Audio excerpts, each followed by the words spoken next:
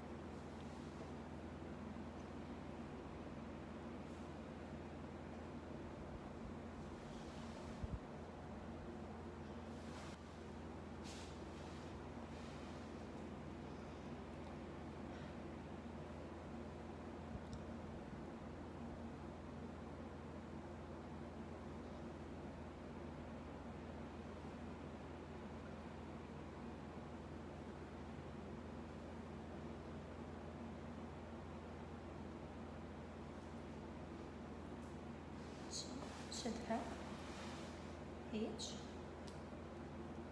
ونلفها منا ومنا.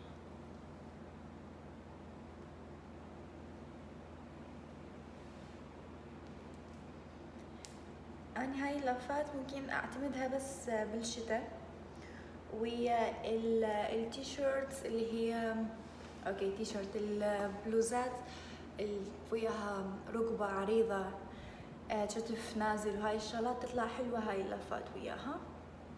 طبعا هاي ننزلها هيك شوية منها شي حتى تصير عندنا مثلثة. اوكي هاي لفة الحجاب هيك من فوق وهيك من ورا. هنا هاي بعد ما شديناها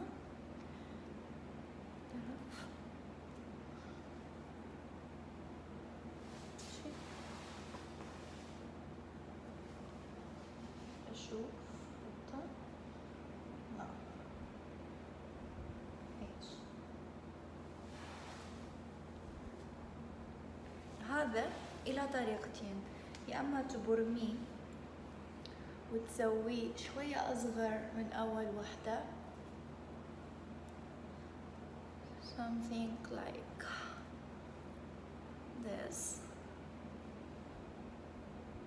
اوكي، او تجيبي تحطيه هيك، نزليه هيك هيك، وممكن هاي الجهة تحطيها جوا.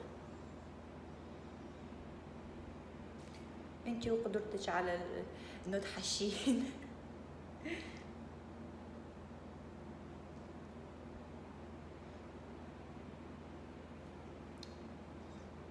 هيك منا ومنا هيك ينزل من فوق كله مغطى. طبعا هيك مقسمة هيك هيك من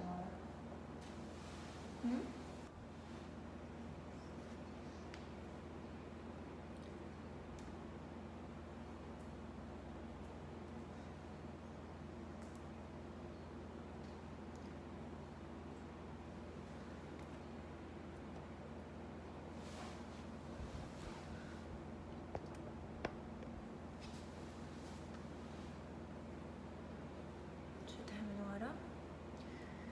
شوفي هاي الأطول، ناخذ القصيرة نحطها هيك اللي فوق، نرجع نربطها هنا ورا.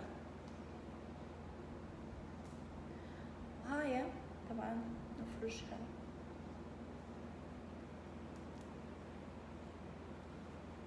هيك، نحطها لورا ممكن اذا للامان اكثر تشكليها بدنبوس، بس اوكي يعني لازم ترفعين هيج تسوي ايشة ستريت. هاي عندك اكثر من حل، ممكن تلفيها لفوق، هاي واحد، وتهم تدخلي هاي لجوا، او ممكن تسويها اوكي دنبوس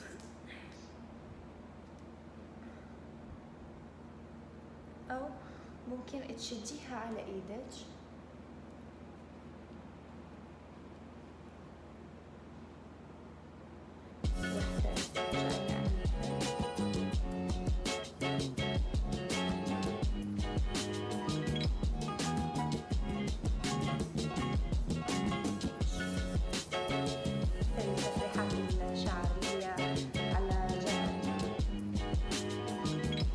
اكو وحدة ثانية اللي هي هناك قصير وهناك طويل،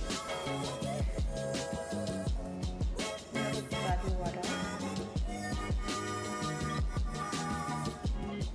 هاي الطريقة. طبعا تنزلين الشعر او القراصة او اي شيء انت حاطه هنا، تنزلين يعني نزلتها بعد هيجي لهنا.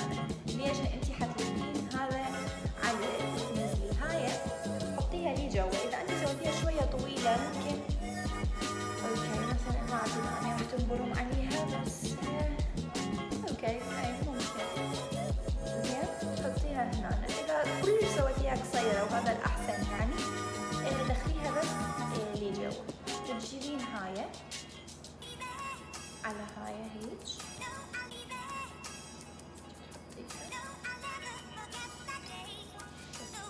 تنزليها هيك. شوفي كلها هنا يصير الحركة. طبعا هاي تكسرين شوية حتى تنطي شوية فوليوم أو يجي شي بالشال لما يكون ملزق، فإذا الوجه متروس يعني على حسب طبعا كل وحدة تسوي الحركة اللي بتسوي وجهها. بس أنصح نصيحة يعني وجهها متروس كلش لبناني يعني مربربة مثل ما نقول بالعراقي، ما تسوي هاي اللفات. دائما الحجاب مالتها خلي تسوي هيج اللي هو اما يكون مفتوح شوية او كله مسدود هيج، حتى بس شنو تحاول شوية وجهها ما يبين شكل وجه. هاي اللفة حيكبر الوجه لفة. اي وهاي بس هيجي منها جاية هيجي. انا خلصت اخذت التوربان اللي ممكن اقول لكم اعتمدها مرات مو اكثر احيان، اكثر احيان شالي مثل ما تشوفون بصوري على الانستغرام او اللي اطلع بيه بالفيديوز مال ميك اب. طبعا طلبتوا مني التنويع اذا كان بلفات الحجاب او ميك اب للجامعه، هم طلبوا من عندي تنسيق ملابس الوان. فان شاء الله الفيديوهات القادمه راح تكون مختلفه، كل شيء مختلف يعني مو بس ميك اب مثل ما انتم ردتوا.